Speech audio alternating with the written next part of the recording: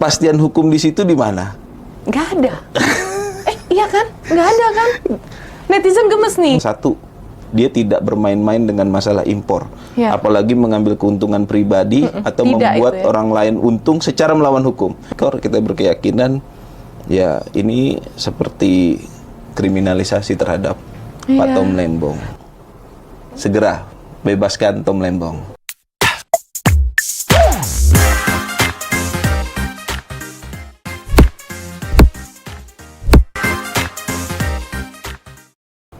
Halo, Assalamualaikum. Kembali lagi bersama saya Ciki Fauzi di podcast Pejuang, dan kali ini aku kelanjutan nih untuk ngebajak podcast Pejuang, dan di sini kita akan selalu berbincang-bincang dengan para pejuang, dari pejuang demokrasi, pejuang kemanusiaan, dan juga pejuang pencari nafkah dan semua pejuang-pejuang lainnya. Dan kali ini kita lagi kedatangan seorang tamu pejuang hukum. Bener nggak sih Pak Zaid? Kalau saya bilang Bapak pejuang hukum, karena Pak Zaid ini beliau adalah seseorang ahli hukum yang membersamai Pak Tom Lembong. Pak, punten ya Pak, saya Siap. sebagai netizen yang mungkin pengetahuan hukumnya rada terbatas. Oke. Saya tuh khawatir sih ngelihat kondisi hukum yang punten ya, seperti sedang mempermainkan Pak Tom Lembong. Ini nih sebenarnya kondisi Pak Tom tuh gimana sih? Dimulai dari kondisi mentalnya deh, saya khawatir banget. Iya, makasih.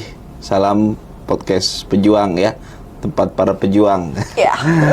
Oke, makasih undangannya. Yang pertama, memang kalau saya bicara dimulai dari Pak Tom aja dulu ya. Kondisi mental Pak Tom sih bagus sekarang. Kuat banget ya? Iya, karena sudah lebih realistis untuk bersiap memperbaiki nama baiknya dan memperjuangkan keadilan untuk dirinya lah khususnya. Wow. Karena apa? Karena bagi Pak Tom itu apa yang disangkakan atau apa yang dituduhkan oleh kejaksaan itu tidak benar. Gitu. Nah, memang mekanisme pembuktian itu adanya di pengadilan gitu. Nah, kita sambil menunggu proses pelimpahan nanti di pengadilan, tentu Pak Tom dalam memberikan keterangan-keterangan dalam BAP baik selaku saksi ataupun selaku tersangka, poin-poin yang sesuai fakta dan sesuai dokumen yang dia ketahui sudah disampaikan dan dituangkan ke dalam BAP. Nah, kebetulan kemarin nih hari Senin ya, kita baru pemeriksaan lagi sama Pak Tom di Kejaksaan Agung. Jadi kalau secara mental udah jauh lebih baik dan udah lebih bisa menyesuaikan, dan dari segi materi juga perkara ya, tentu Pak Tom udah banyak teringat dan disupport oleh dokumen-dokumen tersebut. Itu kalau dari segi mental dan perkembangan secara materi yang diperiksakan kepada Pak Tom. Nah, kalau dari sisi penegakan hukum, selaku Mbak ini selaku netizen lah ya, bahasa netizen ya. Yang penting bukan buzzer ya Mbak ya. Jadi memang tentu kasus Pak Tom ini menjadi pertanyaan seluruh masyarakat. Karena apa? Karena dalam sidang pra-peradilan itu sudah kita bongkar semua apa yang menjadi dasar Kejaksaan Agung dalam menetapkan Pak Tom Lembong sebagai tersangka. Kok kayak terburu-buru banget ya Kejaksaan Agung? Ya, memang terburu-buru atau tidak, kita harus punya parameter untuk mengukurnya. Memang pada faktanya dalam sidang Prapit kemarin itu tidak ada bukti audit yang sudah diterbitkan oleh BPK. Nggak ada bukti, tapi kok udah main ditangkap aja gitu sih? Nah itu kita juga, makanya kita ajukan Gemes ya, Pak, pra-peradilan. saya netizen ya. Gemes Ya, begitu lah. Makanya kita kemarin dalam forum Prapit, ternyata kejaksaan memiliki buktinya itu bukti terkait impor. Nah, yang kedua itu bukti berupa gelar perkara. Gini, dalam proses penegakan hukum, penyidik itu punya mekanisme gelar perkara, baik di kepolisian ataupun di kejaksaan. Itu mekanisme kontrol internal untuk memastikan apakah suatu perkara dapat naik dari tahapan penyelidikan ke penyidikan, penyidikan, penetapan tersangka, dan melakukan penahanan terhadap orang tersebut. Nah, gelar perkara ini dilakukan oleh kejaksaan terhadap BPKP, bersama BPKP, untuk menentukan apakah proses impor di tahun 2015-2016 itu ada perbuatan melawan hukum ataupun penyalahgunaan wewenang.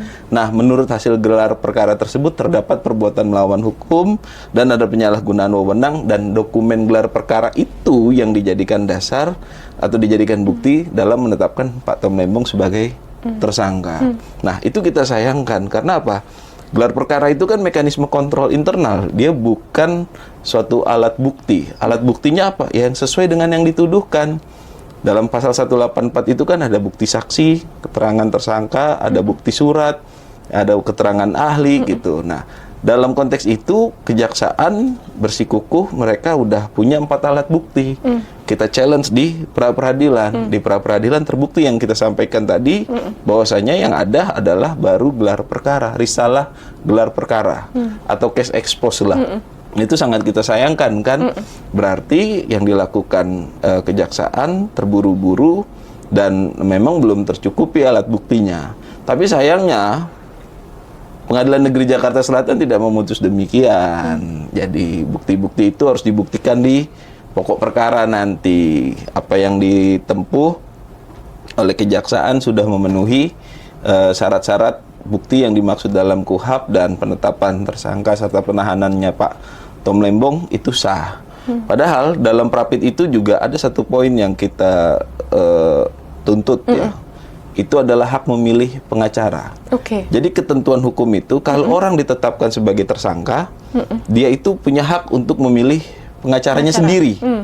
Bukan dipilihkan. Hak mendapatkan penasehat hukum dan hak memilih penasehat hukum ini 2 hak yang berbeda. Hak ini tidak diberikan gitu oleh kejaksaan kepada Pak Tom Lembong. Jadi Pak Tom itu ditetapkan tersangka, ditunjuklah ya seorang pengacara dari kejaksaan. Nah, akhirnya apa impactnya? Saat pertama kali diperiksa sebagai tersangka, Pak Tom nggak bisa melakukan pembelaan. Harusnya kan setelah ditetapkan tersangka, kalau dia menunjuk pengacaranya sendiri sesuai ketentuan pasal 5556 KUHP itu kan dia bisa berkonsultasi dong. Harusnya ya? Harusnya. Konsultasi, oh saya dituduh A, B, C. Bukti kita apa? EFGH. Oke. Begitu kita bantah dalam forum. Itu adalah forum pembelaan, nggak ada masalah. Tapi faktanya nggak bisa. Sih, Pak? Nah itu. Tapi kan sudah diputuskan dalam sidang Prapit, itu tidak melanggar ya. Inilah hukum kita. Aduh. Tapi saya ngelihat ya sebagai netizen yang mungkin pengetahuan hukumnya juga nggak sedalam Bapak pas yang benar-benar orang hukum ya. Ini tuh kayak apa ya? Berbelit-belit gitu loh, Pak. Dan kayaknya lama gitu. Faktor apa sih Pak yang bikin ini tuh jadi kayak lama? Apakah ada kendala administratif atau masalah teknis dalam pengumpulan bukti atau apa sih sebenarnya? Ya. Berbelit-belit loh Pak. Gemes banget. Ya kita nggak bisa nyalahin masyarakat untuk mengkritisi Kejaksaan Agung karena itu hak ya kan, hak masyarakat. Tapi memang pada faktanya itu hal yang sangat kita sayangkan dan ini menurut kita adalah tindakan unprofesional. Karena apa? Gini, parameter yang saya gunakan adalah pada sidang pra-peradilan di bulan November.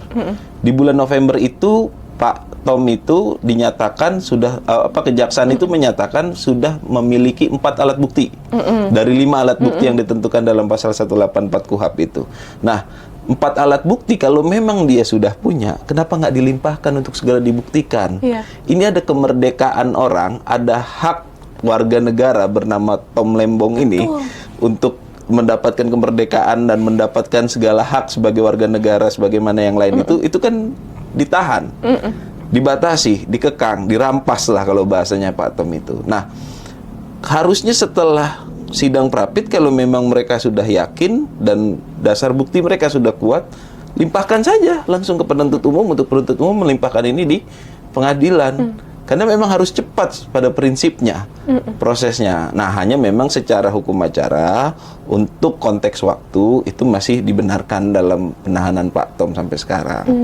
Kalau materinya ya sampai sekarang ya semua hanya berkutat soal impor aja. Ya ampun. Jadi nggak ada lagi yang lain, ya memang nggak ada uang Pak Tom terima atau Pak Tom itu ibarat cawe-cawe. Iya. Aliran dana pribadi itu baik langsung ataupun tidak langsung itu nggak ada. Jadi bukan langsung aja ya, langsung ataupun tidak langsung itu nggak ada. Confirm. Sampai pemeriksaan semalam itu kita sudah pastikan nggak ada terkait itu. Makanya saya bingung, Pak Tom tuh kenapa masih ditahan? Ini kira-kira berapa lama lagi sih Pak perkiraannya Pak Tom ditahan hingga adanya putusan pengadilan? Ya, kalau dari jangka waktu ya, ini kan terakhir penahanan berdasarkan penetapan pengadilan ini di 25 Februari besok. Soalnya tuh kayak proses persidangannya tuh kayak sering tertunda gitu loh buat putusan Pak Tom. Ya, memang Sebagai masih di netizen penyidikan. melihatnya ini ya, aneh banget. Memang masih penyidikan. Oke. Prosesnya ini tahapannya masih penyidikan. Belum ada pelimpahan ke pengadilan untuk dilakukan penuntutan terhadap Pak Tom Lembong untuk pelimpahan berkas. Ya memang secara waktu ya dia masih punya batas waktu untuk melakukan penahanan terhadap Pak Tom dalam penyidik ini. Kalau nanti sudah dilimpahkan ke pengadilan, itu tahanannya menjadi tahanan pengadilan. Gitu. Nanti Pak Tom ya cuma kan kalau udah pokok perkaranya dibahas atau udah dilimpahkan, itu kan kita semua masyarakat Indonesia kita undang untuk melihat. Seluruh pakar hukum akan kita declare undangan itu. Tenang aja, akan kita declare fungsinya apa. Pak Tom itu sejak pertama kali bertemu kami dengan tim hukum ini, dia sudah mendeklar satu, dia tidak bermain-main dengan masalah impor, apalagi mengambil keuntungan pribadi atau Tidak membuat itu ya. orang lain untung secara melawan hukum. Itu satu. Terus yang kedua, dia tidak mengambil tidak menerima aliran dana. Yang ketiga, dia siap bertanggung jawab secara hukum. Kalau memang yang dia lakukan itu terbukti salah, gitu. Apalagi yang dituduhkan adalah korupsi, gitu. Itu kan ya dia komitmen atas hal itu. Untuk itu sampai hari ini pun gitu kita masih berkeyakinan, keyakinan kita pun nggak taklid ya kalau bahasa agamanya. Ya memang tidak ada bukti yang membuktikan bahwasanya Pak Tom itu melanggar pasal 2 ayat 1 ataupun pasal 3 Undang-Undang Tipikor. Kita berkeyakinan ya ini seperti kriminalisasi terhadap Pak Tom Lembong. Soalnya menurut saya ya Pak, jika bukti-bukti tuh udah lengkap, jadi alasan utamanya yang menyebabkan kasus ini tuh belum bisa diputuskan di pengadilan tuh apa gitu? Apa kendalanya? Apa mungkin validasi bukti-buktinya atau gimana? Nah itulah, itu jadi bukti bahwasanya penetapan tersangka saat itu di 29 Oktober dan penahanan terhadap Pak Tom itu masih lemah buktinya. Iya ya. Ini jadi bukti karena apa? Belum dilimpahin. Kalau emang udah kuat, ya limpahin dong. Gitu aja kita simpelkan. Sebenarnya berapa lama lagi sih Pak Tom harus ditahan, Pak? Kalau dalam konteks penyidikan paling lambat 25 hari. Tanggal 25 Februari besok. Itu udah paling lambat, dia harus dilimpahkan ke penuntutan. Nanti penuntut sebelum melimpahkan masih punya jangka waktu lagi 30 hari yang bisa diperpanjang 30 hari lagi untuk dilimpahkan ke pengadilan. Udah melebihi batas waktu nggak sih? Belum. Kalau melebihi batas waktu harusnya sudah dibebaskan, Pak Tom. Nggak boleh lagi ditahan. Oh my God. Gitu. Ya memang ya kita juga dapat masukan dari netizen semuanya mempertanyakan, ya saya bilang dipertanyakannya ke akun Kejaksaan Agung aja saya bilang. Iya.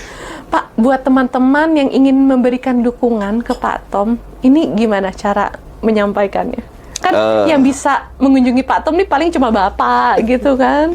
Jadi memang semua dukungan yang dikomentarin ya di akun IG Perubahan ya, baik di sosmed, di Biasanya apa namanya? repost loh, saya masih suka komen-komen. Iya, nah itulah, nah itu kita sampaikan kok apa adanya gitu. Pak Tom ini netizen menyampaikan, mendoakan, mensupport Pak Iya, Tom Pak. seperti ini, dan Pak Tom selalu bilang terima kasih kepada seluruh masyarakat dan seluruh netizen Indonesia yang mensupport dan mendoakan beliau. Mohon doanya beliau bisa mendapatkan keadilan dalam memperjuangkan hak-haknya dia yang ditetapkan sebagai tersangka dan ditahan sekarang ini. Berarti- Apalagi tuduhannya korupsi. Aduh, ngeri ya. Padahal enggak ya. Ya, itulah faktanya. Maksudnya dia nggak ada tidak aliran dana Nggak ada. gitu loh, ke rekening pribadi itu udah jelas. nggak ada. So Memang ya itu yang kita sayangkan dari mekanisme pelaksanaan. Ditambah lagi kan kemarin ada penambahan tersangka kan, Mbak. Itu ada penambahan Itu tersangka gimana sih, Pak? dan ada penambahan kerugian negara katanya. Itu Ini gimana? sebenarnya udah diaudit belum sih? Kok bisa ada yang kayak Kok gitu? bisa tadinya 400 miliar sekarang jadi 580 miliar tuh gimana ceritanya? Berarti kan Iya. belum diaudit. Putusan Mahkamah Konstitusi secara tegas bilang bahwa kerugian negara itu harus fix. Dia tidak boleh potensial loss, tapi harus actual loss. Kalau tadinya 400 jadi 578, berarti waktu di 400 ini apa namanya? 578. Coba. Apakah nanti setelah mau dilimpahkan akan nambah lagi? Loh, Nggak jelas ya Pak. Ya di mana kejelasan? Ini yang Iya. kita bilang unprofesional. Iya. Nah, ini kan ada beberapa perubahan yang suka terjadi gitu ya, kayak tiba-tiba penambahan tersangka, terus juga ya tiba-tiba ada lagi ditambah lagi jumlah yang dituduhkan korupsi dan lain sebagainya. Kalau teman-teman yang mendukung Pak Tom mau mendapatkan informasi yang akurat terbaru mengenai kondisi dan perkembangan kasus Pak Tom ini kemana? Baik. Kita memang mengupdate ini di akun Hukum Perubahan Oke. yang seperti saya sampaikan tadi. Ini kita, kredibel ya? Ya, itu langsung dari kita sendiri. Iya. Jadi silakan dipantau di IG ataupun di TikToknya ya. Karena cuman itu harapan kita. Betul. Kita tidak terlalu banyak bisa berharap kepada media lain. Jadi ya kita membuat di media kita sendiri untuk mengupdate setiap aktivitas dan perkembangan hukum terhadap Pak Tom Lembong. Pak Zaid kan intens ya mendampingi Pak Tom. Cara komunikasi dengan Pak Tom selama Pak Tom dalam masa penahanan gimana sih, Pak? Berkunjung ke Kejari, Jakarta Selatan. Itu how intense? Kayak tiap berapa hari sekali? Jadi Pak Tom itu punya hak dikunjungi itu Senin, Rabu, dan Jumat. Nah, sebelum Senin, Rabu, dan Jumat ini kita mengajukan izin dulu ke Kejaksaan Agung. Nanti Kejaksaan Agung menerbitkan formulir namanya T10. Itu maksimal 3 orang. Gitu. Nah, biasanya saya, Pak Ari, ataupun istrinya Pak Tom, Bu Francisca. Tapi yang sering datang, ya saya sama istrinya Pak Tom. Kasian Ataupun dengan keluarganya. tim hukum yang lain, Pak Tabrani ada senior 1, gitu. Nah, kadang kita membahas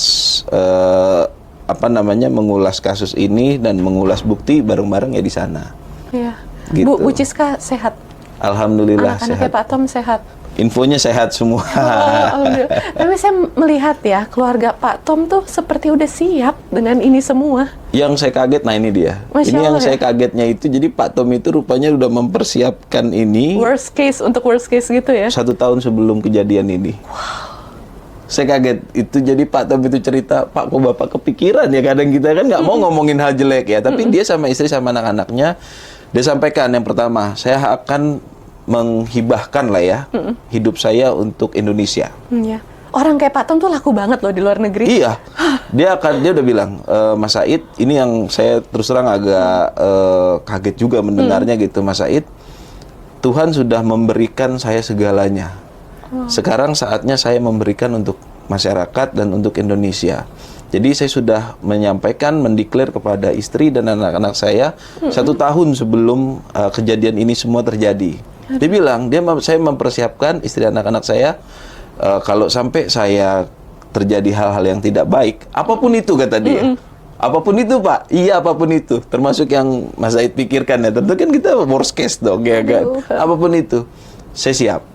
Tapi tolong kalian juga siap. Jadi 1 tahun sebelum ada kejadian ini, Pak Tom memang sudah membicarakan ini kepada istri dan anak-anaknya, dan istrinya menyatakan, ya itulah Pak Tom, memang udah pilihannya dia untuk menghibahkan dirinya dia untuk masyarakat. Jadi ya saya hanya bisa mensupport dia. Wow. Oke, pendapat Pak Zaid mengenai kasus Pak Tom ini, pendapat pribadi gimana? Karena menurut saya tuh, saya ngerasa ini kayaknya kalau mau bagus untuk kepastian hukum Indonesia, kayaknya Indonesia harus membebaskan Pak Tom deh, seperti yang tadi obrolan kita. Iya, memang untuk gini, Indonesia ini banyak yang diurus, banyak yang diatur ya. Semua aturan, semua yang diurus atau semua itu butuh yang namanya kepastian hukum. Iya. Kita simpel. Baru kemarin kita berurusan nyawa dengan urusan gas 3 kg. Ibu-ibu ngantri gas meninggal. Ya Allah. Nah, kepastian hukum di situ di mana? Nggak ada. Iya kan? Nggak ada kan?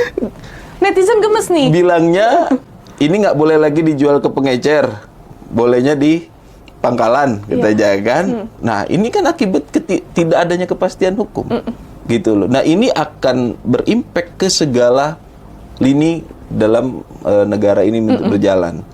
Jadi apa mau saya katakan? Kalau nggak ada kepastian hukum, jangan kita bicara soal keadilan, apalagi kesejahteraan. Betul. Gitu loh. Jadi untuk kepastian hukum terkait kasus Pak Tom Lembong ini, ya Pak Tom harus dibebaskan. Jangan malah ditambah-tambah tersangkanya, malah ditambah-tambah ini loh. Pihak swasta ngajukan izin ketika dia sudah diizinkan dan dia tidak melakukan suap ya. Dia tidak ada KTBLC, tidak ada under table Tidak atau ada. apapun. Ya dia wajar dia melaksanakan impor setelah dia mendapatkan izin. Uangnya uang swasta. Ya. Perusahaan ini perusahaan swasta. Uangnya uang swasta. Yang ngimpor perusahaan dari luar pun perusahaan swasta. Di mana uang negara? Kan yang transfer B2B. Bisnis ini B2B. Setelah jadi gulanya, baik dalam bentuk gula kristal mentah ataupun gula kristal putih, selanjutnya didistribusikan, di mana ruginya negara? Nah, kejaksaan berpandangan bahwasanya harusnya jangan gula kristal mentah dong yang diimpor. Harusnya gula kristal putih, karena gula kristal putih yang dibutuhkan. Gitu kan? Nah, ini pertanyaan simpel. Kalau kita beli barang jadi sama beli barang mentah, mana lebih mahal? Jadi Ya tentu. mahal. Pasti itu lebih mahal. Tapi ketika negara impor barang mentah, ada proses dari mentah menjadi jadi, ya kan? Ada proses menjadi gula kristal putih. Di situ kan tentu menambah devisa negara. Ini yang ngomong pakar ekonomi ya gitu, bukan saya hanya mengutip aja gitu. Di situ Pak Antoni Budiawan secara jelas loh. Kalau kayak gitu itu malah bagus dong untuk masyarakat. Ditambah lagi gula ini kan yang beli kan yang menggunakan masyarakat. Betul. Kepentingannya adalah dua. Satu mengenai menjaga stok. Karena harga saat itu kita pakai kacamata di 2015 2016 ya. Jangan sekarang. Itu harga gula peningkatannya itu sangat signifikan hari itu. Jadi dalam rangka menjaga stok dan menjaga menstabilisasi harga gula itu diperlukan hari itu impor. Nah, kalau barang ini lebih banyak daripada kebutuhan, otomatis harga turun. Tapi ketika yang diimpor adalah udah gula kristal putih atau barang yang udah jadi, harga jual ke masyarakat berapa? Pasti tinggi. Lebih mahal. Pasti lebih mahal. Itulah ditegaskan Pak Tom kepada kami, kebijakan itu adalah kebijakan untuk rakyat Indonesia. Untuk memenuhi kebutuhan gula masyarakat Indonesia dengan harga yang masuk akal. masuk akal Betul. dan manusiawi lah. Aduh. Simple. Wow. Kita doakan ya teman-teman yang masih mendukung Pak Tom Lembong. Semoga Pak Tom Lembong segera mendapatkan kepastian hukum dan kebebasan ya. Betul. Masya Allah, amin. Tapi ini bukan tentang Pak Tom aja loh. Nah, ini soal kepastian hukum di Indonesia sih. Ini soal aparat penegak hukum Iya, betul. dan proses penegakan hukum. Artinya siapa aja di luar Pak Tom bisa mengalami ini. Iya, ngeri banget. Gitu. Ini Pak Tom cuma simbol aja, cuma salah satu aja.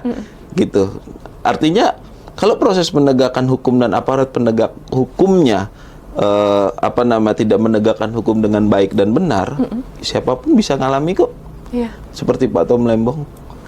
Wow. Jadi jangan berpikir ini tentang Tom Lembong aja. Saya nggak kenal Pak Tom, udahlah biar Pak Tom. Oh jangan. Kita kasus seperti importasi masalah distribusi gas kemarin aja simpel. Iya. Ada nyawa melayang. Betul. Bagaimana negara tidak bisa hadir dalam melindungi nyawa warga negaranya yang memenuhi kebutuhan untuk rumahnya. Ya kan? Kan dia beli gas untuk dia masak, dia beli gas untuk dia ini. Tapi sampai dia meninggal.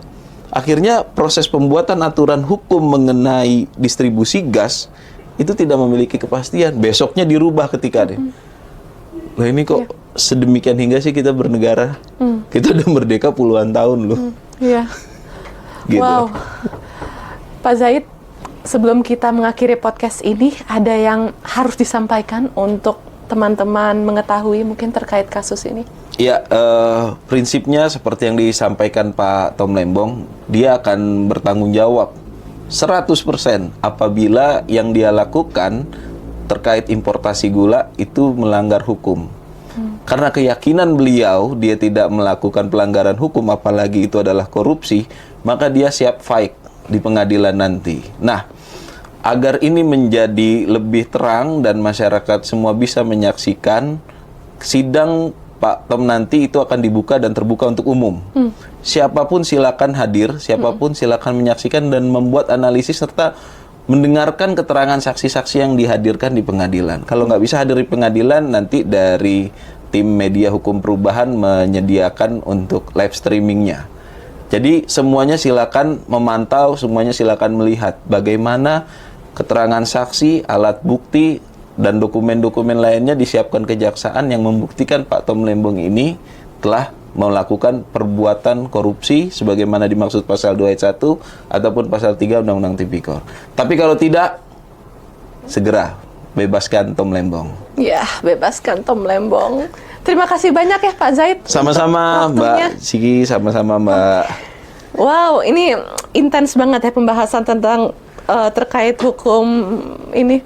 Oke teman-teman, terus saksikan podcast Pejuang untuk bisa dapat update terkini tentang para pejuang-pejuang yang terus memperjuangkan berbagai hak kemanusiaan, demokrasi, dan lain sebagainya. Dadah, Assalamualaikum, dadah.